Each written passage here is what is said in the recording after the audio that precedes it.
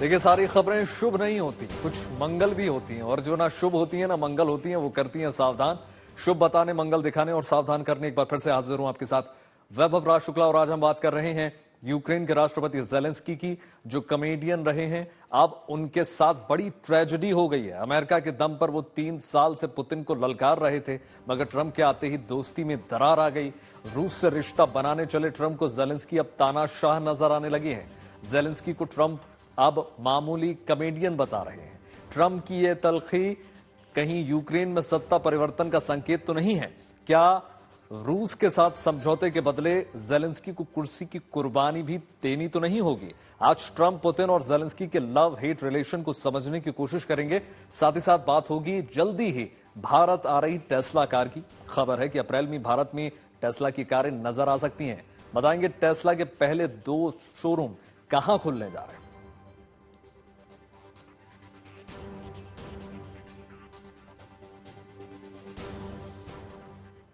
आइए शुरुआत करते हैं ज़ेलेंस्की और ट्रंप से, जिनके बीच तलखी इस हद तक बढ़ चुकी है कि ट्रंप ने ज़ेलेंस्की को तानाशाह तक करार दे दिया। ट्रंप बिना लाग लपेट कह रहे हैं कि यूक्रेन के लोगों को ज़ेलेंस्की पसंद नहीं, इसलिए चुनाव होना चाहिए। यानी शांति समझौते के साथ ही ज़ेलेंस्की के विदाई की भूमिका तैयार होने लगी है। ट्रंप ज़ेलेंस्की से इतने नाराज हैं कि उन्हें एक मामूली कमेडियन कहकर संबोधित कर रहे हैं, और आरोप लगाया उन्होंने कि इनका इरादा जंग के नाम पर अमेरिका से कमाई करने का है। दिलचस्प बात देखिए यह है कि अमेरिका और यूक्रेन के बीच ये तलखी उस वक्त आई है जब जंग खत्म करने के लिए रूस और अमेरिका बातचीत कर रहे हैं। रिपोर्ट देखिए।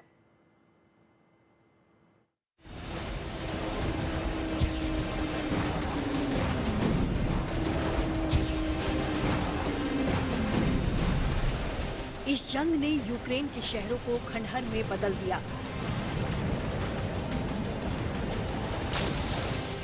मोर्चे पर लाखों सैनिकों की जान गई।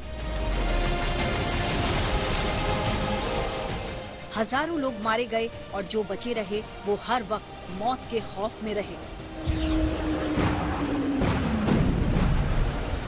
3 सालों में एक खुशहाल देश पूरी तरह बर्बाद हो गया।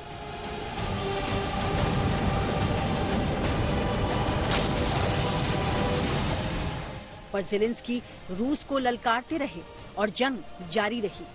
ज़ेलेंस्की शुरू से ये बात जानते थे कि यूक्रेन रूस का मुकाबला नहीं कर सकता, मगर समर्थन में अमेरिका खड़ा था। मदद और हथियार मिलते रहे और ज़ेलेंस्की यूक्रेन की बर्बादी को नजरअंदाज कर पुतिन को आंखें दिखाते रहे।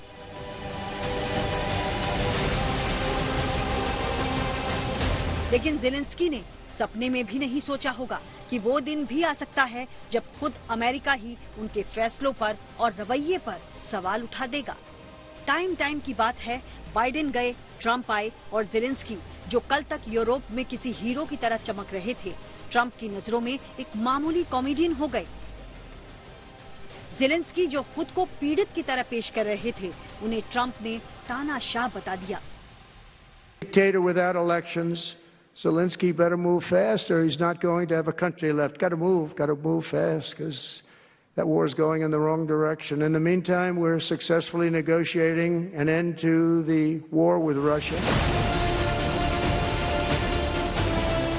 सर पर आसमान टूटना किसे कहते हैं, ये बात आज ज़ेलेंस्की बखूबी समझ रहे होंगे।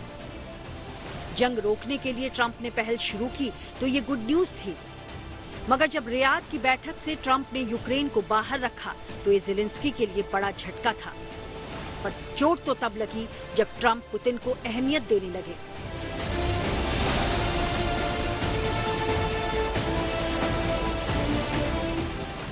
और समझौते के लिए रूस की सभी बातों को मानने के लिए अमेरिका तैयार दिखा। इसके बाद ज़ेलेंस्की ऐसे बौखलाए कि ट्रंप और अमेरिका पर तल्ख बयान दे दिया। बयान से ट्रंप भड़के और ज़ेलेंस्की के राष्ट्रपति बने रहने पर ही सवाल उठा दिया। He refuses to have elections, is low in the real Ukrainian polls. I mean, how can you be high with every city is being demolished? It's hard to be high. Somebody said, "Oh no, his polls are good. Give me a break." Every city is being demolished. They look like a demolition site, every single one of them. And the only thing he was really good at was playing Joe Biden like a fiddle. He played him like a fiddle. That's an expression we use, yes, sir.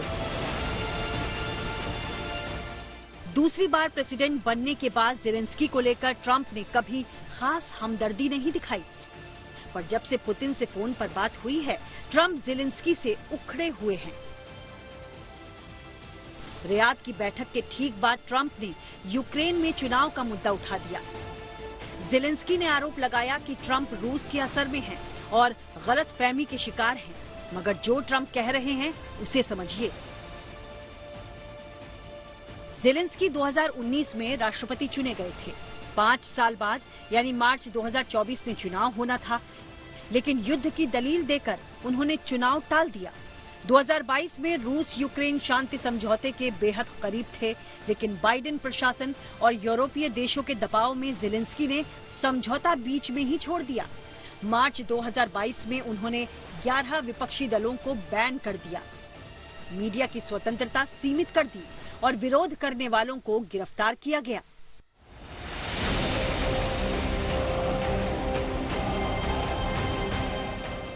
Trump को लगता है कि Zelensky America और Europe के पैसों पर युद्ध को आगे बढ़ाते रहे। इस बात से भड़के ट्रंप ने जेलेंस्की को एक मामूली कॉमेडियन कहकर तीखा वार किया है, जिसने जंग के लिए अमेरिका से सैकड़ों मिलियन डॉलर ले लिए। Think of it, a modestly successful comedian. President Zelensky talked the United States of America into spending $350 billion to go into a war that basically couldn't be won, that never had to start and never would have started if I was president, not even a chance, and it didn't start for 4 years. Trump ने ठान लिया है और साफ लफ्जों में बता भी दिया है कि अमेरिका यूक्रेन के युद्ध में पैसा खर्च नहीं करेगा, क्योंकि यूरोप के देश जो जेलेंस्की के खैरख्वाह हैं, उन्होंने सिर्फ $200 बिलियन दिए, जबकि अमेरिका ने $350 बिलियन दिए। गुटबंदी को दरकिनार कर जब ट्रंप ने पैसों का गणित जोड़ा, तो इस नतीजे पर पहुंचे कि जेलेंस्की जंग के बहाने अमेरिका से कमाई कर रहे हैं, इसलिए जंग रोकना नहीं चाहते। Something all admit that only Trump is going to be able to do in the Trump administration. We're going to be able to do it. I think Putin even admitted that. Biden never tried. Europe has failed to bring peace, and Zelensky probably wants to, maybe he wants to keep the gravy train going. I don't know what's the problem, but he hasn't been able. He's very upset that he wasn't invited. He could have come if he wanted to, but that he wasn't invited to Saudi Arabia. But he's been working for 3 years. There's never been even meetings or phone calls to stop this war. It's a horrible thing.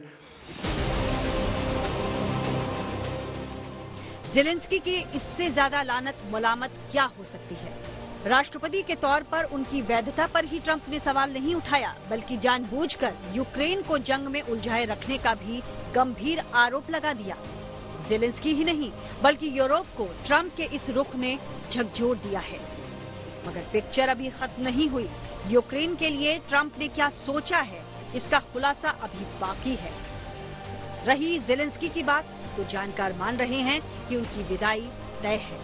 Bureau report, good news today. देखिए, Trump की तरफ से Zelensky को तानाशाह कहना Europe के देशों को नागवार गुजरा है। कई यूरोपीय नेता जेलेंस्की के समर्थन में सामने निकल कर आए हैं।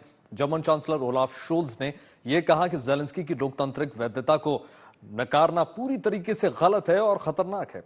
तो जर्मनी के विदेश मंत्री ने ट्रंप के बयान को बेतुका बताया और ब्रिटिश प्रधानमंत्री कीर स्टारमर ने भी जेलेंस्की को फोन करके उनके प्रति समर्थन दिखाया है। यहां तक कि कनाडा के प्रधानमंत्री यानी जस्टिन ट्रूडो ने भी पोस्ट लिखकर बकायदा जेलेंस्की का समर्थन किया। यानी यूक्रेन को साथ लेकर यूरोप में एक गोलबंदी दिखाई दे रही है। लगातार यूरोपीय नेताओं की मीटिंग हो रही है, पर आगे करना क्या है यह अभी साफ नहीं है। वहीं पुतिन अमेरिका के साथ बेहतर होते रिश्तों को लेकर उत्साहित नजर आ रहे हैं। पुतिन ने यह कहा है कि रूस और अमेरिका के बीच भरोसा बढ़ाए बिना यूक्रेन युद्ध समेत कई मुद्दों का हल नहीं निकाला जा सकता और रियाद में हुई बैठक का यही मकसद था। पर यहां तक की बात है जेलेंस्की की, तो पुतिन उनसे भी बात करने के लिए तैयार हैं। पुतिन ने कहा कि देखिए, हम किसी पर कुछ भी नहीं थोप रहे हैं, हम बात करने के लिए तैयार हैं। ये हम सैकड़ों बार कह चुके हैं। अगर वे राजी हैं तो बातचीत होने दीजिए। कोई यूक्रेन को किसी समझौते से बाहर नहीं कर रहा है।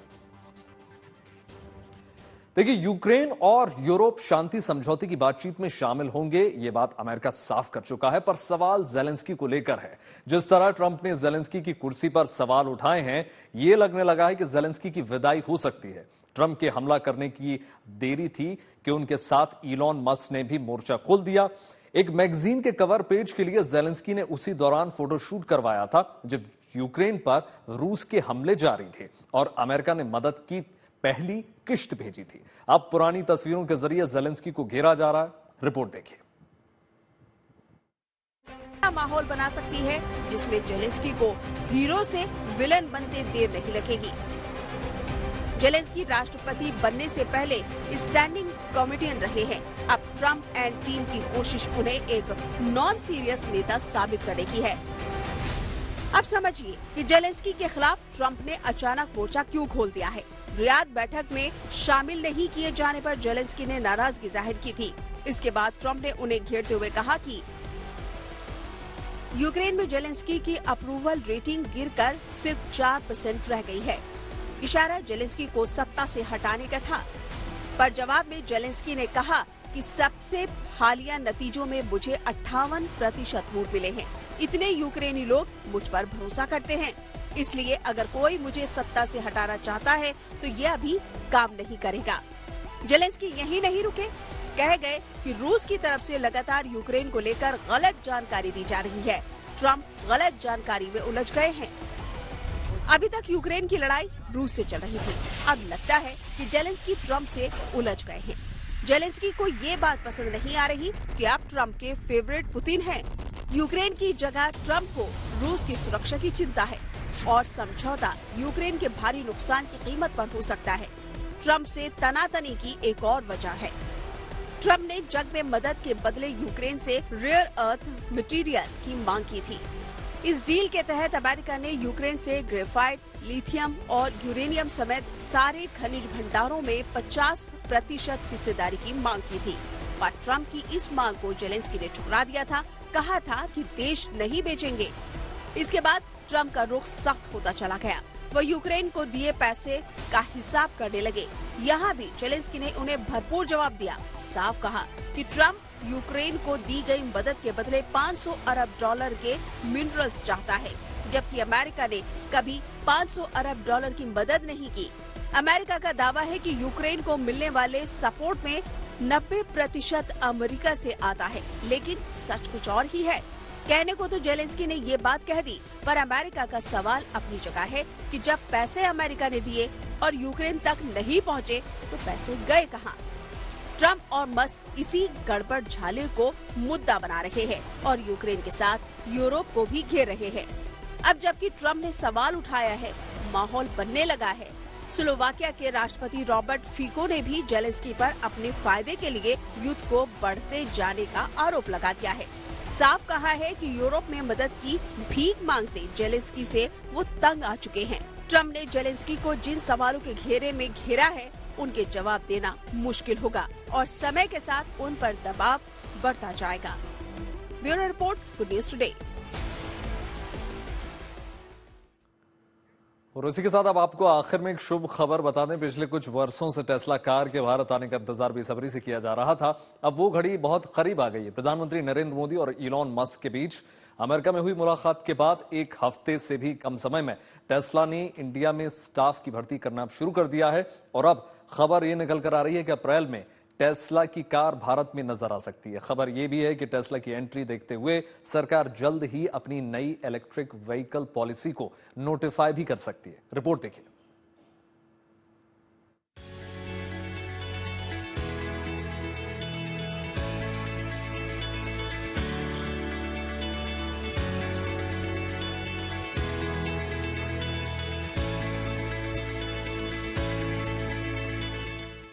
मुलाकात हुई, बात हुई, फिर टेस्ला के भारत आने का रास्ता बना और समझिए कि टेस्ला आ गई। फरवरी खत्म होने को है, बस मार्च तक का इंतजार। खबर है कि दुनिया की सबसे बड़ी इलेक्ट्रिक कार कंपनी टेस्ला अप्रैल से भारत में कारें बेचना शुरू कर सकती है। इसी को कहते हैं चटमंगनी पटव्या। मस्क ने हरी झंडी मिलते ही देर नहीं लगाई। भारत में मैन्युफैक्चरिंग यूनिट तो बाद में बनेगा, पर इसी साल अप्रैल से जर्मनी के बर्लिन ब्रांडेनबर्ग की गीगा फैक्ट्री में बनी कारें भारत में आ जाएंगी।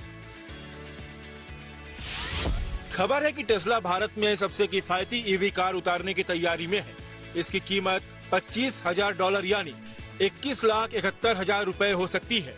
ये कौन सा मॉडल होगा इसकी जानकारी नहीं दी गई है, लेकिन ईवी कारों को लेकर भारत की मौजूदा आयात नीति के हिसाब से यदि टेस्ला कारें बेचती है तो 21 लाख रुपए की इस ईवी की अनुमानित कीमत 36 लाख तक होगी। अभी बाहर से आने वाली ईवी कार पर 75% बेसिक कस्टम ड्यूटी लगती है। केंद्र के साथ एमओयू करने पर कस्टम ड्यूटी 15% है। बशर्ते कंपनी सालाना 8,000 कारें बेचे और 5 साल में भारत में निर्माण शुरू करे। टेस्ला की वजह से चर्चा है कि पुरानी नीति मार्च तक बदली जा सकती है। फिलहाल टेस्ला ने भारत में पहले 2 शोरूम के लिए जगह तय कर ली है। पहला शोरूम नई दिल्ली में एरोसिटी इलाके में होगा। दूसरा मुंबई में बांद्रा कुर्ला कॉम्प्लेक्स में, जो छत्रपति शिवाजी महाराज अंतर्राष्ट्रीय हवाई अड्डे के पास है। टेस्ला तुरंत भारत में निर्माण शुरू नहीं करेगी, पर सूत्रों के मुताबिक इस साल भारत से ही 8,000 करोड़ रुपए के पार्ट्स खरीद सकती है। हाल ही में कंपनी ने भारत में अलग अलग लोकेशंस पर कर्मचारियों की भर्ती शुरू करने के लिए आवेदन जारी किया है। यानी कार से पहले मस्क भारत में नौकरियां देने की तैयारी में है। हालांकि टेस्ला का भारत आना ट्रंप को बहुत पसंद नहीं आ रहा। मस्क के सामने ही उन्होंने कहा कि अगर टेस्ला नया लैब खोलता है और भारत में टैरिफ से बचने के लिए वो वहां कारखाना बनाता है तो ये भारत के लिए ठीक होगा, पर अमेरिका के लिए अनुचित होगा। दुनिया के तीसरे सबसे बड़े ऑटो मार्केट भारत में टेस्ला की एंट्री होने जा रही है और इस पर दुनिया की नजर होगी। भारत में भी इससे लेकर मंथन है। सवाल है कि मस्क की कंपनी का भारतीय कंपनियां कैसे मुकाबला करेंगी।